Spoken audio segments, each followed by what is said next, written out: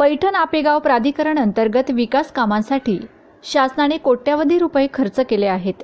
यातील वडवाळी मुख्य रस्त्यासाठी 2 कोटी रुपये खर्च करण्यात आले आहेत। मात्र या रोडला अवघ्या 3 वर्षात भेगा पडल्या असून खड्डे पडण्याच्या मार्गावर आहेत।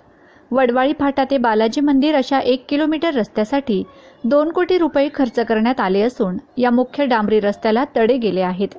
हे प्राधिकरणाचे काम घेणारी मस्कट कंपनी यावेळी यापूर्वी शासनाने ब्लॅकलिस्टमध्ये टाकलेली असताना देखील याच कंपनीला हे रोडचे कंत्राट देण्यात आले।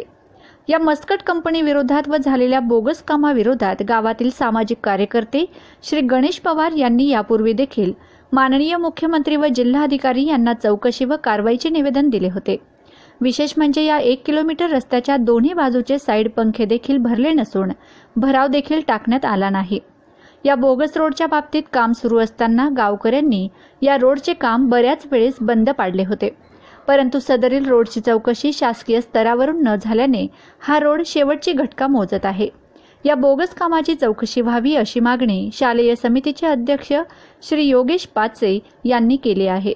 CNI महाराष्ट्र न्यूजसाठी शिवाजी गाडे, पैठण, औरंगाबाद। नमस्कार, मी योगेश पाचे, वडवाळीकर।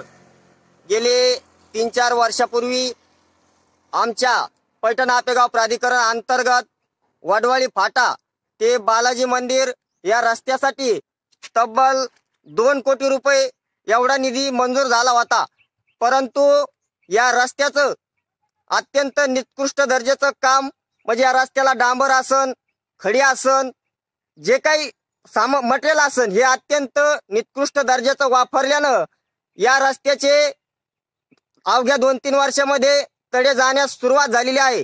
मी माननीय जिल्हाधिकारी साहेबांना विनंती करतो की आपण लवकरात लवकर या रस्त्याची चौकशी करून संबंधित ठेकेदारावर योग्य ती कारवाई करावी अशी विनंती करतो। मी वडवाळी येथील ग्रामस्थ आहे। आज पैठण आपेगाव प्राधिकरणमधून जो रस्ता झालेला आहे वडवाळी फाटा ते बालाजी मंदिर, हे जो रस्ता डांबरीकरण झालेलं आहे पूर्ण निकृष्ट दर्जाचं काम झालेलं आहे। आणि हे काम जे एक कंपनी मस्कट कंपनी म्हणून जी ही ब्लॅक लिस्टमध्ये गेलेली कंपनी, त्या कंपनीने हे काम केलेलं आहे। ह्या रस्त्याची किंमत जी आहे ती 1,75,00,000 होती, पण या रस्त्याचं पूर्ण काम निकृष्ट दर्जाला आहे। त्याच्यामुळे या रस्त्याला पूर्ण तडे गेलेले आहेत। तर मी वेळोवेळी प्रशासनाला याचे निवेदन दिलेले आहेत आणि बरेचशा याचं म्हणजे पाठपुरावा केलेला आहे, पण प्रशासनाने लक्ष न दिल्यामुळं आज या गावाला पूर्ण हा रस्ता जो आहे याचं राहिलं। दुसरं गोष्ट याचे जे साईडचे पंखे जे ते सुद्धा भरलेले गेलेले नाही आणि पादचारी जे रस्ता आहे तो सुद्धा करण्यात नाही आलेला। पण हे प्राधिकरणमधून 1,75,00,000 रुपये ह्या बिलाचे गेलेले आहेत। त्याच्यामुळं हा पूर्ण रस्ता डॅमेज झाल्यासारखा दिसतो, जेणेकरून मी याची उच्चस्तरीय चौकशी करून घ्यावी असं मी एक वडवाळी ग्रामस्थ म्हणून विनंती करतो।